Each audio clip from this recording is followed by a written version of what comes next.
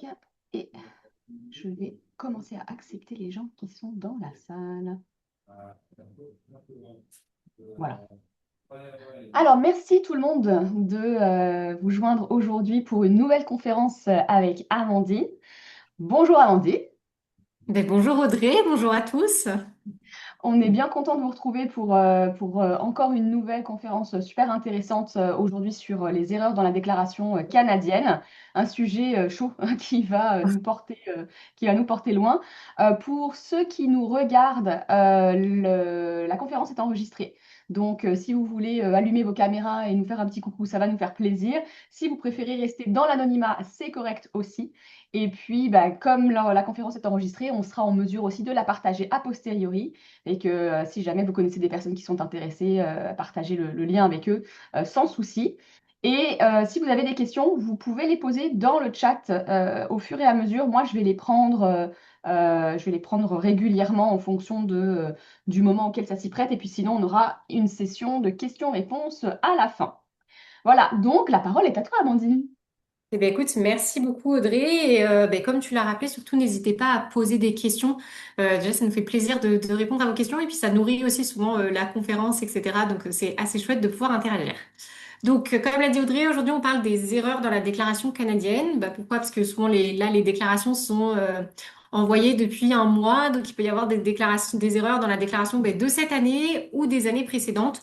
Donc c'est l'occasion de discuter des corrections et puis des éventuelles divulgations à effectuer.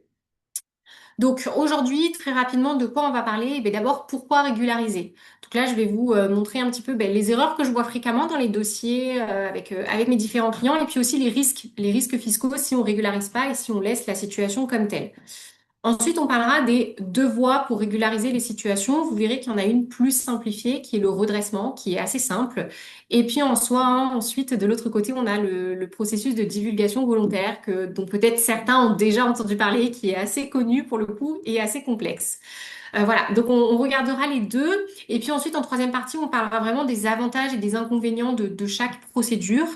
Et surtout, à la fin, je vous dirai comment choisir la voie de régularisation, ce qui s'adapte le plus à votre cas. Et je vous donnerai aussi deux, trois exemples qui permettra de vous identifier. Pareil, si vous, jamais vous avez des exemples de situations, n'hésitez pas à nous le dire parce que pour le coup, on pourra peut-être, vous savez, dans les grandes lignes, citer un exemple et puis vous dire quelle voie on choisirait. Alors, nous allons commencer avec pourquoi régulariser. Alors déjà, dans un premier temps, on rappelle que quand on est résident fiscal canadien, on a fait des conférences déjà avec Audrey sur la résidence fiscale pas mal. Donc quand on est résident fiscal canadien, on doit produire une déclaration tous les ans et il faut qu'elle soit complète et exacte. On n'oublie pas quand on est résident fiscal canadien qu'il faut déclarer au Canada ses revenus canadiens, mais aussi ses revenus qui proviennent de l'étranger. Et ça nous amène aux erreurs fréquentes qu'on voit dans les déclarations, puisqu'en principe, quand vous faites votre déclaration, vous déclarez très bien vos revenus canadiens. Souvent, vous avez votre T4 d'employeur, etc. Donc ça, c'est très bien fait. Par contre, ce qui parfois n'est pas déclaré ou pas bien déclaré, ce sont les revenus étrangers. OK? Également, avec les revenus étrangers, on a parfois les crédits d'impôt étrangers. Donc, c'est-à-dire que vous avez payé de l'impôt dans un autre pays et vous n'en avez pas demandé forcément la déduction au Canada. On a aussi parfois des revenus de location comme ça qui sont pas déclarés. Ou alors aussi ce qu'on peut voir, c'est des personnes qui n'ont pas produit le formulaire T1135, vous savez, sur lequel on vient lister les biens étrangers. Voilà, donc ça c'est un petit peu les erreurs très fréquentes qu'on voit chez les clients. Et alors la question qui se pose, c'est quelles sont les conséquences des erreurs et qu'est-ce qui se passe du coup si je ne régularise pas? Les conséquences des erreurs, c'est déjà potentiellement que vous pouvez avoir des intérêts de retard. C'est-à-dire que si vous aviez de l'impôt supplémentaire à payer, que vous n'avez pas déclaré les revenus étrangers et que l'ARC s'en rend compte, eh bien, il vous faudra payer des intérêts. Les intérêts, aujourd'hui, on est aux alentours de 9% par an sur l'impôt supplémentaire. Donc, vous voyez, ça peut quand même aller assez vite si ça fait 2, 3 ans que la situation traîne. Ensuite, vous pouvez avoir des pénalités, soit pour fausse déclaration, négligence grossière. Vous avez aussi des pénalités en cas de non-production de certains formulaires, notamment le formulaire T1135. Vous avez quand même une pénalité qui est de 2 500 $ par an, donc ce n'est pas rien. Voilà, donc ça c'est un petit peu toutes les conséquences si ben, votre déclaration n'est pas bien faite et que vous êtes rattrapé. La question ensuite qui se pose, c'est ben, du coup, pourquoi régulariser? Ben, déjà, régulariser, ça vous permettra d'arrêter tous ces intérêts de retard, d'éviter l'accumulation des intérêts de retard et des pénalités. Ok? Ça permet aussi souvent de s'offrir quand même une tranquillité d'esprit, puisque quand le dossier n'est pas correct depuis plusieurs années, je rencontre parfois des clients qui sont très stressés à l'idée d'avoir beaucoup de pénalités, etc. En régularisant la situation, vous allez peut-être certes payer un peu d'intérêts et de pénalités, mais au moins vous êtes tranquille pour l'avenir. Également, il faut avoir en tête quand même que l'ARC intensifie ses contrôles et il y a des échanges d'informations avec les pays étrangers. Donc, c'est-à-dire que quand l'ARC, une banque étrangère a des informations, elle les communique à l'ARC de manière automatique. Donc, faites attention à ça pour le coup parce que parfois, je sais que j'ai des clients qui me disent, ah, mais c'est à l'étranger, ça ne se verra pas. Si l'ARC peut avoir des informations de l'étranger. Et puis aussi, autre chose intéressante pour les gens qui sont au Québec, il faut savoir que depuis cette année, et on avait fait une conférence sur le sujet avec Audrey, il existe au Québec un équivalent du formulaire T1135, qui est le formulaire TP 1079. Et si vous n'avez jamais déclaré vos biens à l'étranger, il faut savoir que maintenant les pénalités sont doublées, c'est-à-dire à la fois pour le T1135 et pour le TP 1079. Donc, si vous n'avez jamais déclaré ces biens-là, c'est le moment de le faire parce que à partir de cette année, les pénalités sont doublées par rapport aux années antérieures. Donc, pensez à régulariser la situation et c'est vraiment ce qui tranquillisera pour le coup votre esprit aussi souvent. Donc, maintenant, on va regarder les deux voies de régularisation. Puisque quand on veut corriger une déclaration, il y a deux voies qui sont possibles. La première, c'est la voie du redressement, ok, avec bah, le formulaire T1DJ, ça c'est son nom, mais pour le coup, on parle de redressement. Et ensuite, de l'autre côté, on a le programme de divulgation volontaire. Je vais essayer de vous les présenter rapidement et puis comme ça, après, on pourra regarder les différences. Le redressement, l'idée, c'est que vous venez corriger une déclaration déjà produite auprès de l'ARC, ok? Soit parce que vous avez fait une erreur dans une déclaration antérieure, vous avez oublié de demander un crédit d'impôt, etc. Il faut se dire que la formalité de redressement peut aussi être utilisée en votre faveur, ok? Ce n'est pas seulement pour payer de l'impôt supplémentaire. Ça peut aussi être pour récupérer des sommes. Parfois, j'ai des clients qui, par exemple, ont déclaré leurs revenus à l'étranger, mais n'ont pas déclaré l'impôt payé en France. Mais dans ce cas-là, on va faire un redressement pour obtenir un remboursement de l'ARC et ou de Revenu Québec, selon la province où on se situe. Ok? L'avantage du redressement aussi, c'est que on peut le faire avant ou après que l'ARC vienne nous voir. C'est-à-dire que si l'ARC vient vous voir et vous dit bon ben voilà, moi je connais tel revenu sur votre situation et je vais l'ajouter à votre déclaration. Si vous n'êtes pas d'accord avec le traitement de l'ARC, vous pouvez à ce moment-là venir demander un redressement et donc une correction de la déclaration. Le délai pour demander un redressement, c'est sur les 10 dernières années. Et si c'est demander un redressement en votre faveur, ce sera sur les 3 dernières années. Ok, on peut pas remonter. Vous pouvez pas me dire, ah ben moi il y a 8 ans, j'avais payé de l'impôt en France. Est-ce que je peux le déduire? Non, ça ne fonctionnera pas pour l'ARC, c'est trop tard. L'avantage du redressement, c'est que c'est vraiment simplifié pour le coup. Ça peut se faire assez rapidement par courrier ou via votre espace ARC. Et puis, bien sûr, il faut fournir des pièces justificatives, mais c'est assez rapide. À côté de ça, on a le programme de divulgation volontaire. Le programme de divulgation volontaire, c'est un programme qui est quand même bien plus lourd pour le coup. C'est celui dont on entend le plus souvent parler. On l'utilise quand il y a des omissions importantes, sur plusieurs années notamment, et aussi quand il y a des gros risques de pénalité, notamment quand vous n'avez pas produit les formulaires T1135 pendant plusieurs années. On a tendance à vous orienter vers le programme de divulgation volontaire. L'avantage de ce programme, c'est qu'il va permettre d'aller voir l'ARC et de dire, bon ben voilà, moi j'ai fait une erreur, je n'étais pas au courant qu'il fallait déclarer tel revenu ou produire tel formulaire. J'ai fait cette erreur pendant plusieurs années et je demande un allègement des pénalités. Très souvent, ce que vous obtenez avec le programme de divulgation volontaire, si vous respectez toutes les conditions, c'est que vous avez une remise des pénalités. Donc ça permet quand même d'effacer les pénalités, ce qui est intéressant, et aussi parfois de réduire les intérêts de retard. Par contre, il y a des conditions, c'est-à-dire qu'il faut l'utiliser avant tout contact de l'ARC. C'est-à-dire que si c'est l'ARC qui est venu vous voir pour vous dire, ah, vous avez oublié de déclarer des éléments, vous ne pourrez plus faire appel au programme de divulgation volontaire. Il faut vraiment que ce soit vous qui ayez la première impulsion sur le processus de régularisation. il y a aussi des conditions qui sont assez strictes puisque il faut que l'information soit complète et exacte. Et ça, c'est ce qui alourdira pas mal le dossier, c'est-à-dire que s'il y a 15 années à régulariser, il faudra régulariser les 15 dernières années. Et donc, il faut produire tous les justificatifs, etc. Et du coup, bah, ça peut vite devenir très lourd comparé à un redressement. Alors, j'ai Euh, une question qui est ouais, arrivée, dis-moi. j'en profite parce que Ouais. t'es pile dans le bon sujet. La question, c'est si on a fait la T1135 cette année, est-ce que du coup la personne est quand même OK ou est-ce qu'il faut quand même qu'elle fasse la TP 1079? Alors, pour le coup, si la personne est au Québec et qu'elle a fait la T1135, il faut également qu'elle fasse la 1079 dès cette année. Le Hmm. premier dépôt pour la 1079, c'était 30 avril 2026 pour l'année 2025. Donc, il faut absolument le produire. Là, dans l'idéal, il faudrait le produire dès que possible parce que les pénalités, c'est par jour de retard. Donc pour le coup, c'est 25 dollars par jour de retard. Donc avec un maximum de 2500 dollars. Mais là, on n'a pas encore atteint les 2500 dollars. Donc idéalement, il faut le produire dès que possible. Ok, super, merci. Alors, ensuite, on va passer aux avantages et aux inconvénients de chacune des procédures. OK? Alors, vous allez voir que bah, les avantages de l'un sont souvent les inconvénients de l'autre, mais j'ai quand même essayé de vous trouver à chaque fois d'autres avantages et d'autres inconvénients pour chacune des procédures. Déjà, si on part sur le redressement, ben, comme vous l'avez compris, c'est le processus le plus simple et le plus direct et il n'y a pas de conditions d'admissibilité qui sont strictes. Ok? Donc, vous pouvez décider de régulariser votre situation à peu près n'importe quand. C'est possible même si l'ARC vous a déjà contacté de demander la régularisation de la déclaration via redressement et ben, le traitement, puisqu'il est simple, est assez rapide. Les inconvénients, parce que le traitement est simple et rapide et qu'il n'y a pas de conditions strictes d'admissibilité, c'est que vous n'avez pas de remise de pénalité ou d'intérêt de retard. Ok. Forcément, quand on ne produit pas ou peu de justificatifs et qu'il y a peu de conditions, ben, en contrepartie, on n'a pas de remise de pénalité. Aussi, les inconvénients, c'est que l'ARC peut toujours refuser la modification, hein. On est dans un dialogue, donc pour le coup, l'ARC peut refuser.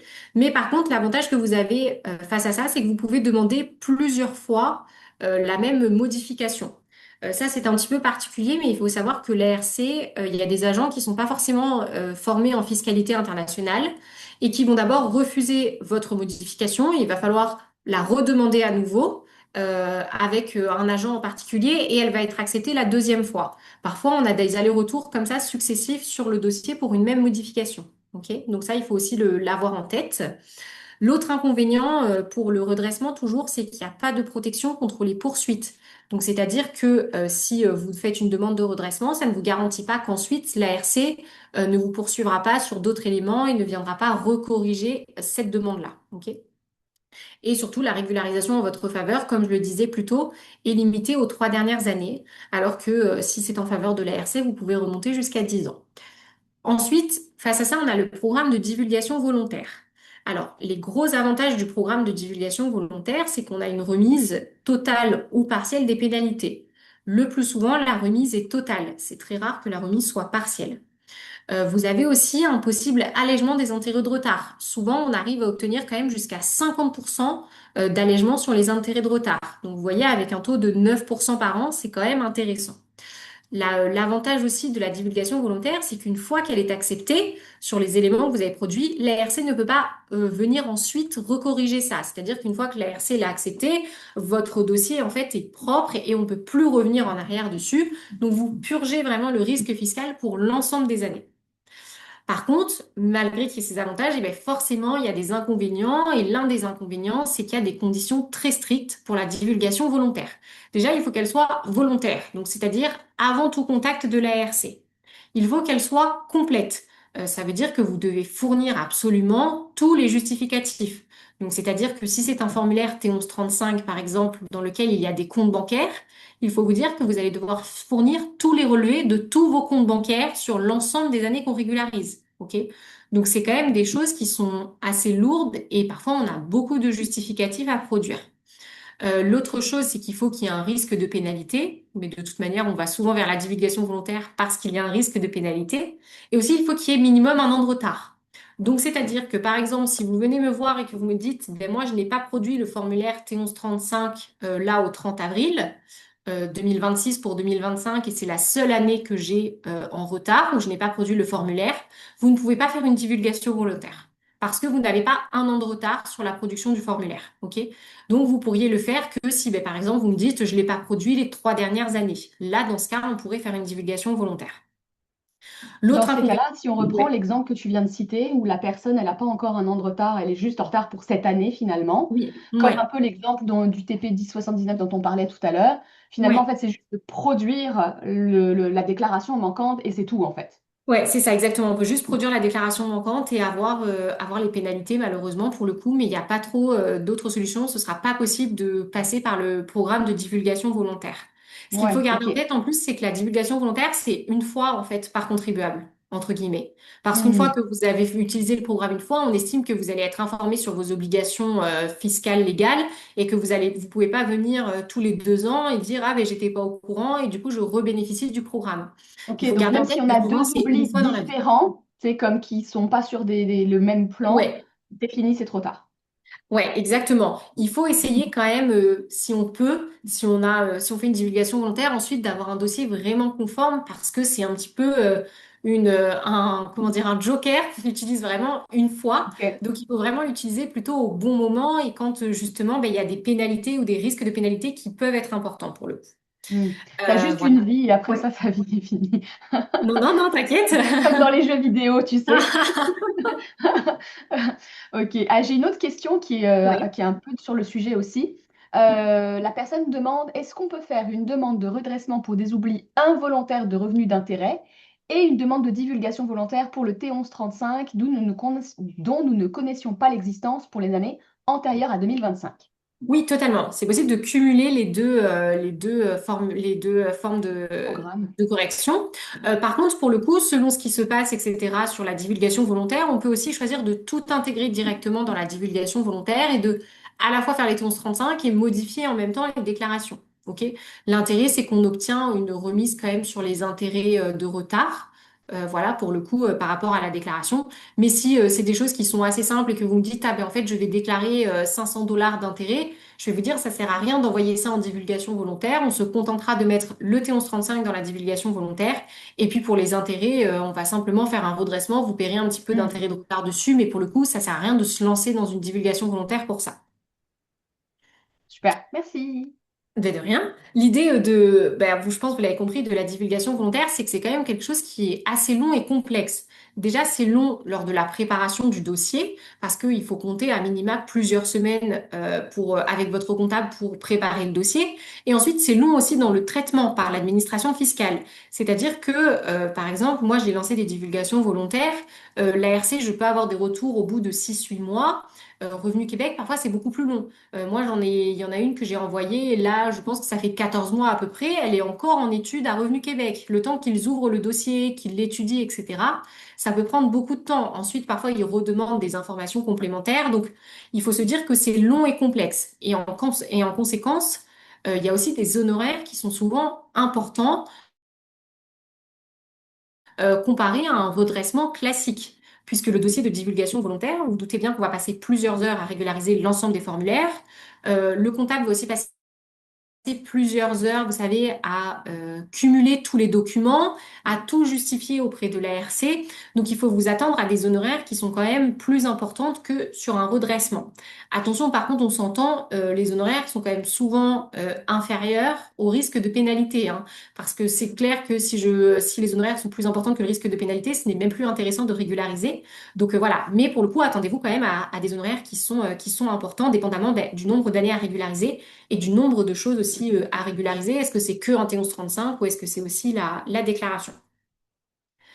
Alors Audrey, si ça te va et s'il y a pas d'autres questions, on va passer peut-être à la dernière section sur laquelle on va essayer d'identifier ben, dans quel cas j'utilise le redressement Ouais. et dans quel cas j'utilise la divulgation volontaire.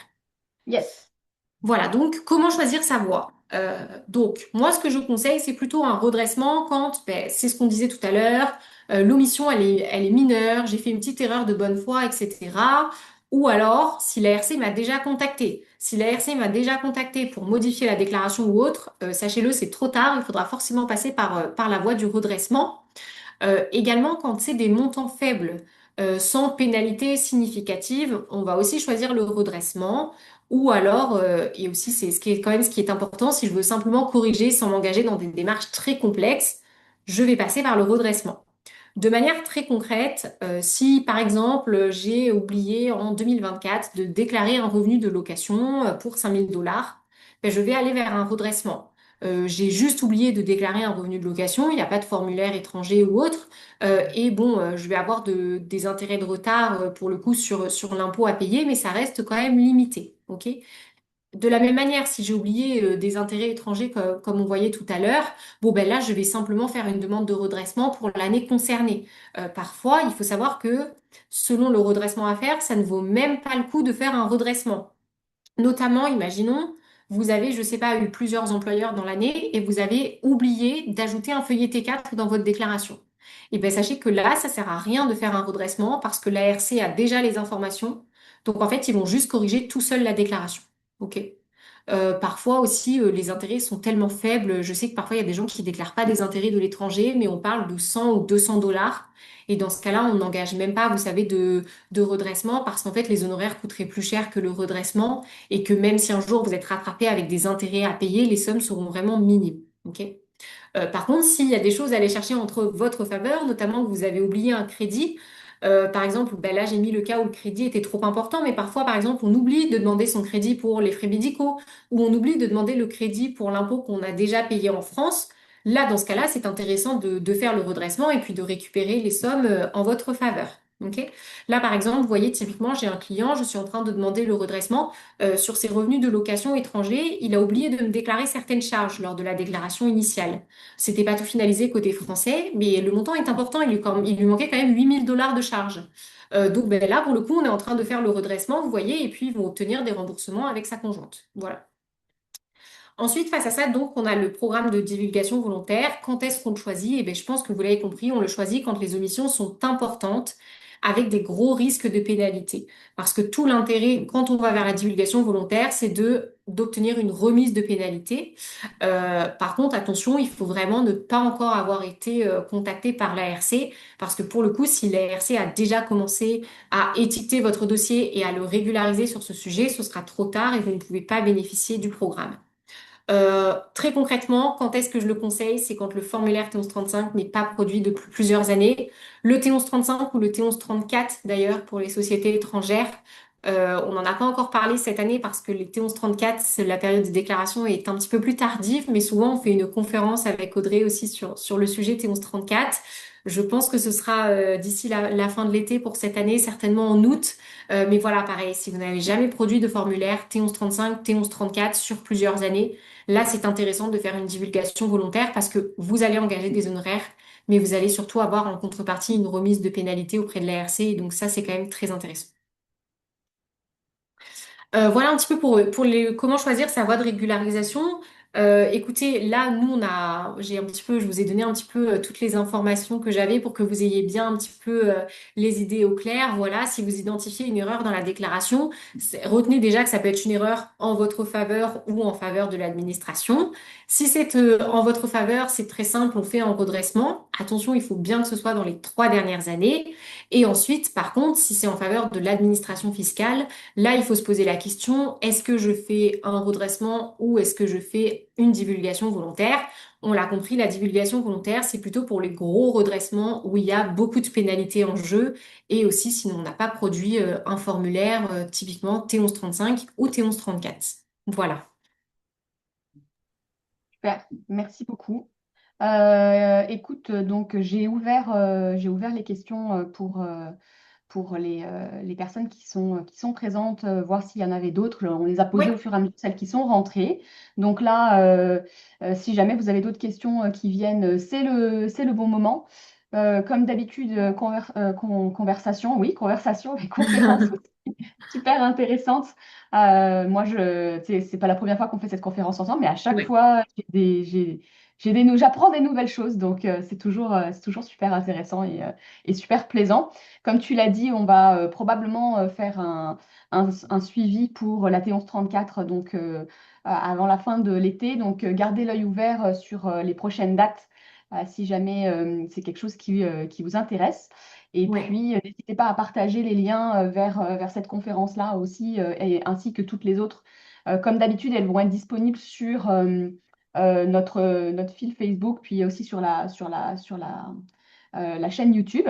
Donc voilà, n'hésitez pas à les partager. Alors, on a une Ouais. question qui est rentrée. Je n'ai pas trouvé de comptable pour les redressements et la divulgation volontaire. Je me suis donc lancée de mon côté. Les oublis de revenus d'intérêt étaient de 1200 à 1600 euros pour le PEL et entre 2000 et 2025, mais des intérêts de 4000 à 5000 euros depuis 2 ans suite à un héritage. Que me conseillez-vous? Alors, vous vous êtes lancé tout seul pour le processus de régularisation, ou vous êtes passé plutôt par redressement ou divulgation volontaire? Parce que moi, ce que je conseillerais, Les deux, apparemment. ok. Parce que pour le coup, c'est clair qu'il faut faire une divulgation volontaire s'il y avait un formulaire T1135 à produire. Pour le coup, s'il n'y avait pas de formulaire T1135 à produire, vous avez certes des intérêts à payer un petit peu, vous allez avoir des intérêts de retard, etc., mais vous n'avez pas de pénalité. Donc moi, j'aurais plutôt été vers un redressement pour le Redressement coup tout et court. j'aurais ajouté Hmm. les intérêts sur les dernières années. Oui, parce que là, de ce que je vois, il n'y a pas, ce que je comprends, il n'y a pas eu de formulaire Ouais. euh, manqué, plus effectivement des revenus d'intérêt oubliés de déclarer. Ouais, on l'a pas rappelé, c'est vrai qu'on l'a pas rappelé tout à l'heure, mais le formulaire T1135, hein, comme le TP 1079, le seuil de déclaration, c'est 100 000 $ en cumulé. Donc, si vous Hmm. pouvez parfois avoir des intérêts à l'étranger, mais ne pas avoir ce formulaire à produire, par exemple, si vous avez, je sais pas moi, l'équivalent de 60 000 $ sur des comptes européens, vous n'avez pas à produire le formulaire T1135, hein. Donc, parfois, les deux sont vraiment décuplés. Après, il faut s'entendre que le seuil pour le formulaire T1135 peut quand même être assez facilement franchi dès que vous Oui, avez un bien immobilier à l'étranger. Souvent, il est franchi. c'est ça. Après, la dernière fois, on avait parlé des biens immobiliers personnels qui peuvent être exemptés, etc. Mais pour le coup, quand même, attention au seuil parce que aujourd'hui, en plus, avec le taux de change actuel, dès que vous avez 60 000 € sur des comptes ou des contrats d'assurance vie, très vite, vous pouvez franchir le seuil. Ouais, ben, c'est sûr parce que c'est cumulatif. Donc, Ouais, je exactement. vous invite à vous référer à la dernière conférence qu'on a faite ensemble, justement, où on détaillait bien tout ça. Parce qu'effectivement, là, on a juste l'information sur les montants des revenus d'intérêt, donc qui pourraient potentiellement Ouais, être en dessous du seuil. Mais s'il y avait d'autres choses qui s'ajoutaient, ben, le seuil pourrait être dépassé. exactement. Et donc, en Ouais. effet, le formulaire A. J'aurais dû produire un T1135 en 2024 suite à l'héritage. Je l'ai fait pour 2025 en avril, mais pour 2024, il a fait une divulgation volontaire. Et pour le reste, il a fait un redressement. Donc, Ok. je pense que la question de est-ce que la divulgation volontaire était une bonne idée ou pas reste quand même valide étant donné qu'il y avait juste une année. Mais Ouais. ouais, Après, s'il n'y a qu'une année et que la personne n'a pas de nouveaux risques, etc., ça peut être aussi intéressant de l'utiliser, hein. C'est juste que ben, maintenant que vous l'avez utilisé, il faut être prudent et puis ben, en fait bien respecter les obligations pour l'avenir, etc. Puisque pour le coup, vous n'aurez pas de deuxième chance, entre guillemets. Vous ne pourrez plus dire à l'administration, ah ben j'étais pas informée, je savais pas. Voilà. Pour le coup, ça ne passera pas une deuxième fois. ouais. Et puis bah là, maintenant on en parlait avec Amandine avant de rentrer en conférence, mais maintenant que la période des impôts est un peu derrière nous, Amandine, corrige-moi si je me trompe, mais tu reprends des nouveaux clients, n'est-ce pas? Oui, exactement. Je Voilà. reprends des nouveaux clients. Alors, soit pour corriger, ben, vous savez, des déclarations, soit pour l'année prochaine aussi. J'ai ouvert le processus pour l'année prochaine. C'est vrai qu'à la dernière conférence, je prenais encore des clients et quelques jours après, j'ai dû fermer. Voilà, il y a toujours un moment en période fiscale où je suis obligée de fermer, malheureusement, pour l'équipe et puis pour vous aussi, pour le service client. Malheureusement, au bout d'un moment, ça devient trop compliqué sinon.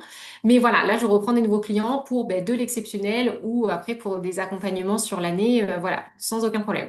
C'est ça. Et que donc là, en l'occurrence, étant donné, si jamais il n'avait pas réussi à trouver un comptable pour l'année qui vient de se terminer, Ouais. parce que c'était trop short, voilà. Mais donc pour le futur, ben voilà, vous pouvez Oui, contacter voilà, avec Amandine grand et ça vous plaisir. donner un N'hésitez bon pas accompagnement.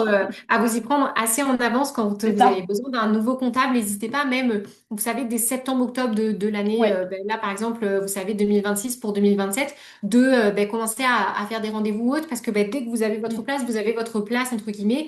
Et puis, plus on va dans le temps, plus, ben, malheureusement, les places sont de plus en plus Exact. restreintes, entre Mm. guillemets. Et du coup, ben, je peux moins facilement prendre des personnes et vous accompagner. Surtout que, il faut savoir qu'on est quand même un petit peu sur un sujet niche et que tout le monde ne fait pas des accompagnements pour vous savez, des Français qui sont installés au Canada et qui ont des biens des deux côtés, etc.